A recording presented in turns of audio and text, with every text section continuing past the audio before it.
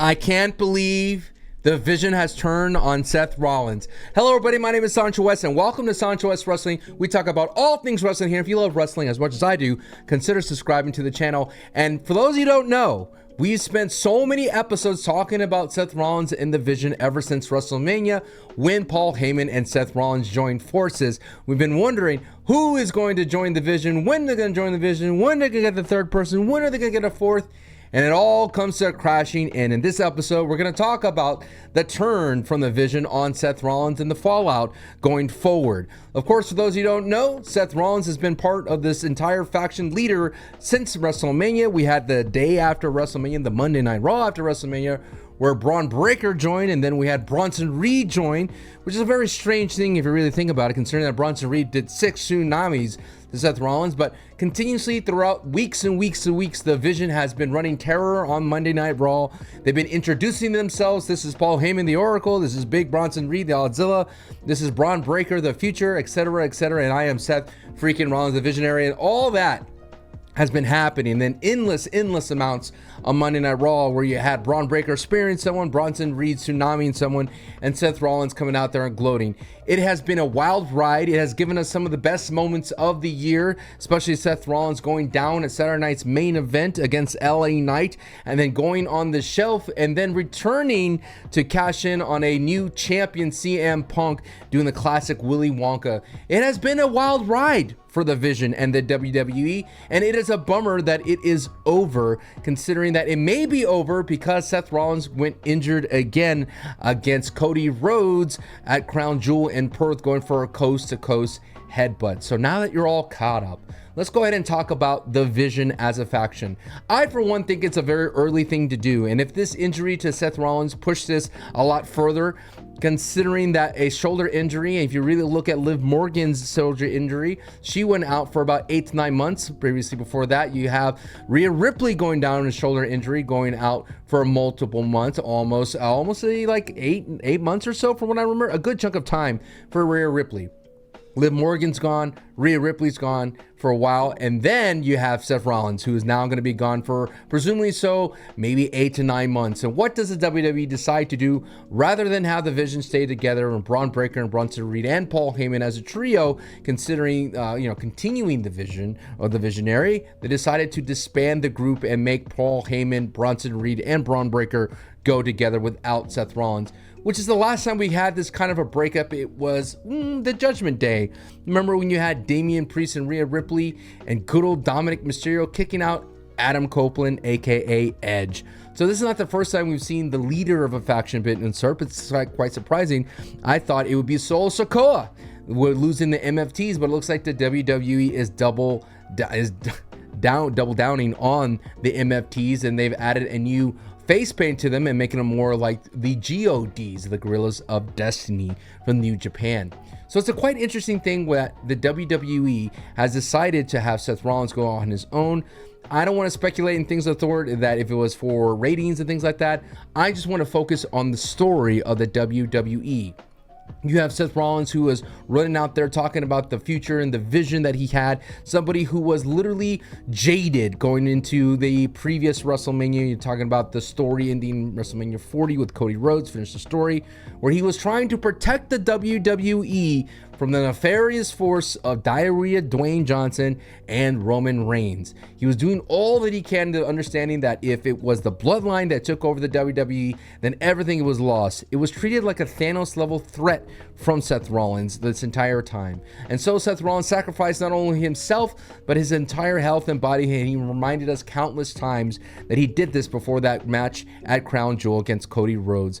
And then you have someone literally becoming something that he's always fought against. He fought against this thing, the tyrannical wrestler taking over everything. And Seth Rollins has said, like, it is not that vision that I see. It is this vision that I do see of me, Bronson Reed, Braun Breaker, taking over the WWE.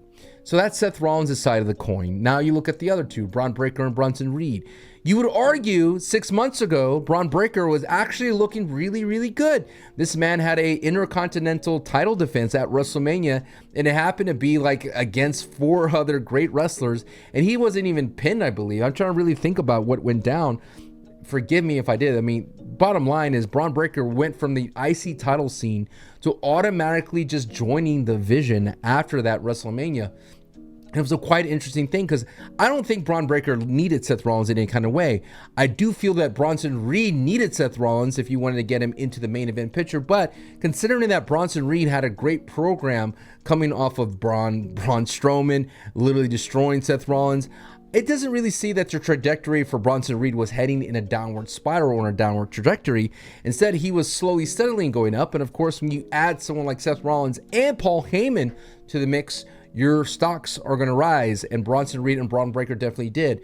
We've always known that Braun Breaker will be a main eventer at some point, considering his lineage to being the Steiner lore, lineage, so to speak, and there was just no way that Braun Breaker would be slowed down, but the WWE did take their time with Braun Breaker, considering he spent a lot of extra time at NXT to marinate and to season before bringing it up to the main roster, and once he made it to the main roster, Braun Breaker was seen as a new force of nature, but they really slowed down. They tempered his rise, and they made sure he went through the route of the IC title. Now, we were all been wondering, like, Braun Breaker and Gunther for the heavyweight title, things of that sort. Braun Breaker going Seth Rollins or the other CM Punks of the world for the world title would be an option, but instead we forwent all that and went straight to the Paul Heyman guy route.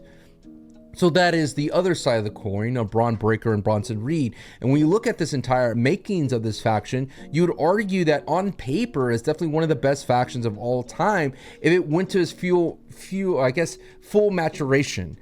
And unfortunately, we're not going to get that. And instead, it is just a faction that will probably go on the wayside, what could have been. I mean, I don't think you're going to talk about the Vision the same way you talk about the Shield of Seth Rollins, Dean Ambrose, and Roman Reigns. And the Shield being one of the greatest factions of all time, even in the shortest amount of time. The rise of the Shield was a microwave type of intensity, and they got hot so quickly, but then they disappeared over time, considering like the McMahon type of booking really destroyed the entire trio, where they sacrificed Seth Rollins and Dean Ambrose for the big dog and Roman Reigns. They left Dean Ambrose on the outside looking on the way in, and Seth Rollins became the top heel with the Architect joining sides with the Authority.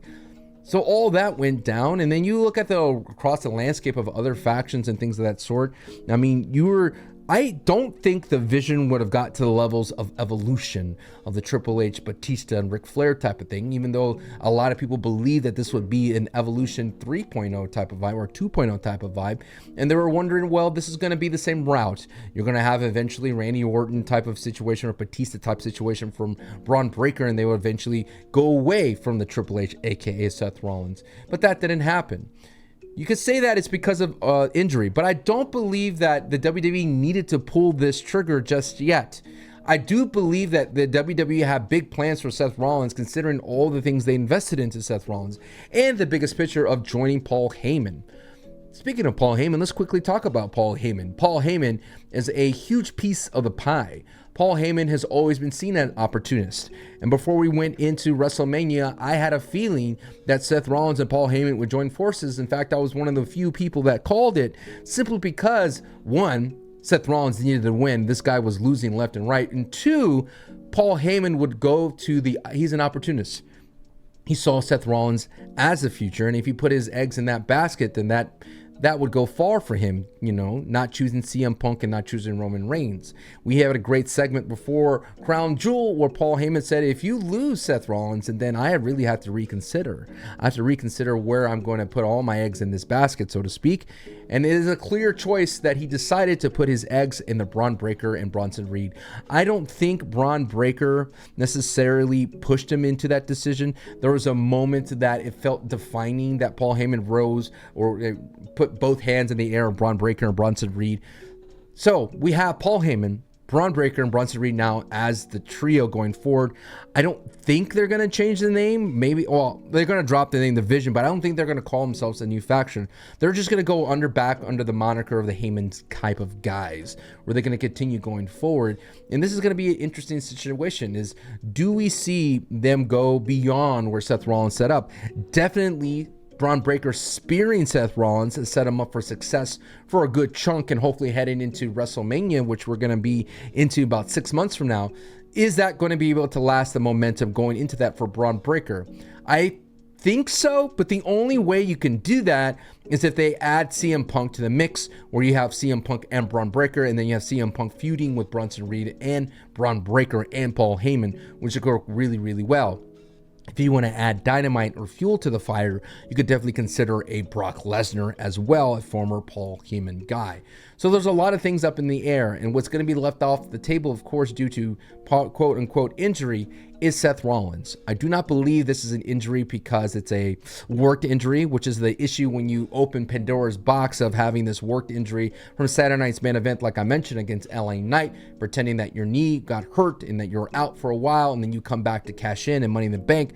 Of course, people are speculating that the entire thing, that Seth Rollins' injury to his shoulder, is a worked angle to get back at CM Punk, because of course CM Punk is going to get that opportunity to fight for the vacated title, for the heavyweight title, and then that's when the Vision is going to come back together and screw over CM Punk again. I don't think that WWE could dip their toes or dip their hand into that cookie jar more than once a year, because then it's just going to ruin every single injury going forward, and it's going to ruin every injury that Seth Rollins does have. They already tarnished Seth Rollins in that kind of way, considering that he is, I hate to say injury prone, but he does run into a lot of injuries, and the one, of course, of his knee, and then we can't forget his back injury that they were always trying to sell us during his first inaugural heavyweight title run. But this time, this injury does feel quite interesting, considering it came off a highlight move of a coast to coast to the headbutt, and he landed awkwardly on that shoulder. These are moves and movesets that I feel that it's interesting that Seth Rollins was willing to take. This was a move that the WWE felt would be the shock factor and be the viral hit of the match, but it seems to be like a monkey paw situation, and it's gone backwards from them, because now this is the all eyes are on this move, considering that Seth Rollins is out for a while, and has seemingly ended one of the coolest factions going forward of the Vision. I've enjoyed Seth Rollins. I thought Seth Rollins was doing his best work with the Vision as the leader. I think Seth Rollins with Becky Lynch as part of the Vision was some interesting work. There's some good juxtapositions between Seth Rollins being the leader, Seth Rollins doubting himself, Seth Rollins wanting to push things forward, Seth Rollins being the heavyweight title, and then Seth Rollins being, all egotistical. There's a very multi-layered Seth Rollins versus before this. If you wanted to remember when Seth Rollins, before he was Cody Shield, he was just this guy that would come out to the whoa chants and the all these kinds of things, and he would come out and cut the same babyface type of promo that literally was two sides to Seth Rollins. There was that visionary and that Seth Rollins, and then when it got into the real meat and potatoes of his promos, I enjoyed that Seth Rollins that much. But this leader of the Vision, Seth Rollins, was really good altogether. It seemed as though it was the missing piece of that materialistic Seth Rollins who would come out in the outlandish outfits with the hard-hitting, edgy Seth Rollins that was actually a solid promo and a worker. It was a good mixture of the two. But without the Vision, now I feel like Seth Rollins does get reset to helping to overcome just a chant and woes and all those kinds of things, a sing-along type of thing. And that was the most kind of thing that I feel that it's going to be lost in the shuffle of this entire thing, is that Seth Rollins needed the Vision more than the Vision needed Seth Rollins, because Braun Breaker and Bronson Reed were heading into, very, like I mentioned, an upward trajectory. It was Seth Rollins that felt like was in a plateau, in a downward trajectory, even though he lost the title at WrestleMania to Drew McIntyre and he was served as the Shield for Cody Rhodes. I still felt the stocks in Seth Rollins as a single star was going down, and it was just a moment for waiting. When was Seth Rollins going to face CM Punk, and when was Seth Rollins going to face Roman Reigns? But as the Vision leader, it was more like who is going to beat Seth Rollins, and you had a slew of characters that were kind of in the running for that, and one of them was LA Knight. But now I have no idea what's going to happen to Seth Rollins, and who knows what's going to happen when he returns. It's clear as day is that he's going to come back as a babyface, and I doubt he will come back as a heel, and especially as a faction leader.